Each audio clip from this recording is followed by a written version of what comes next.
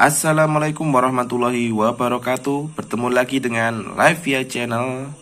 Kali ini anak-anak kita akan membahas contoh soal dan pembahasan di persiapan ujian sekolah.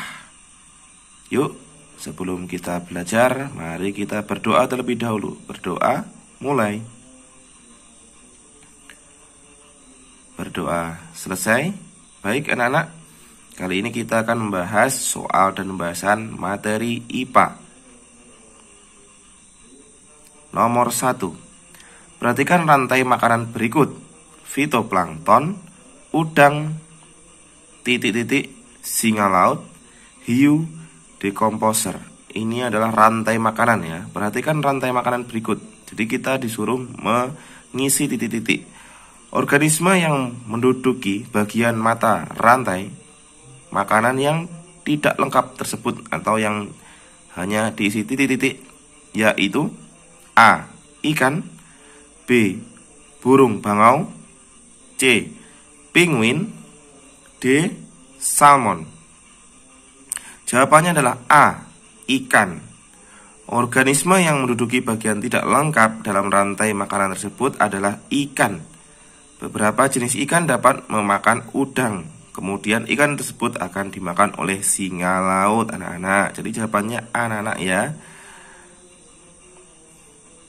Nomor 2 anak-anak. Yuk kita geser.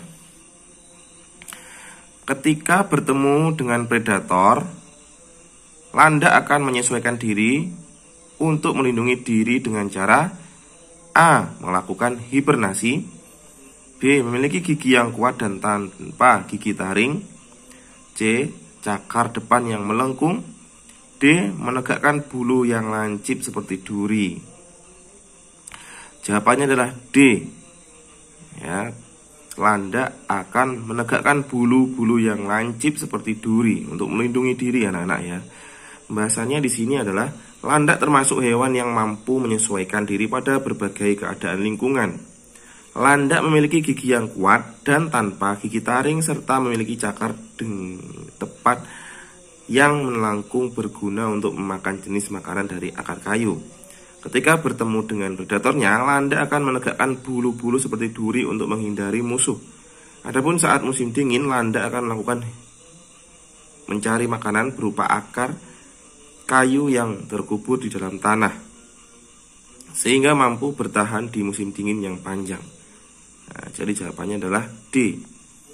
Untuk melindungi diri, landak dengan menegakkan bulu yang lancip. Nomor 3 anak-anak.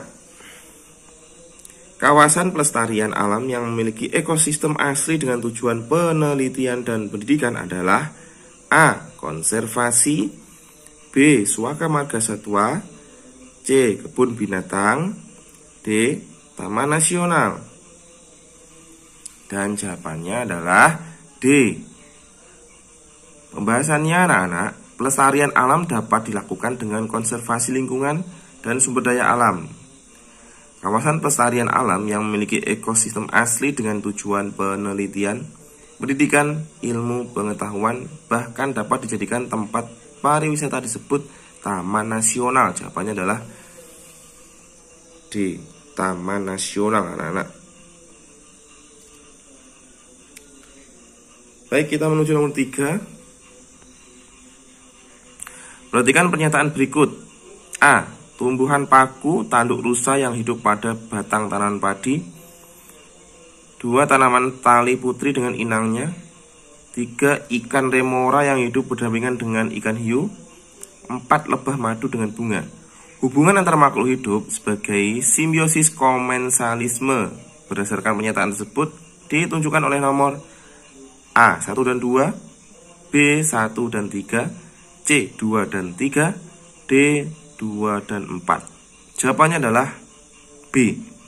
Pembahasannya di sini, simbiosis komensalisme merupakan simbiosis yang menguntungkan satu organisme saja, sedangkan organisme yang lain tidak diuntungkan atau dirugikan. Contohnya simbiosis antara ikan hiu dengan ikan remora. Ikan remora berukuran kecil yang berenang di sekitar ikan hiu. mendapatkan sisa makanan dari hiu. Adapun ikan hiu tidak mendapatkan pengaruh apapun dari keberadaan ikan remora. Contohnya lain yaitu antara tumbuhan paku, tanduk rusa dengan tanaman jati. Jadi jawabannya adalah B, yaitu tumbuhan paku, tanduk rusa yang hidup di tanaman jati dan ikan remora yang hidup berdampingan dengan ikan hiu, anak-anak. Kita geser ke nomor 5. Di suatu daerah terdapat tempat pembuangan sampah plastik.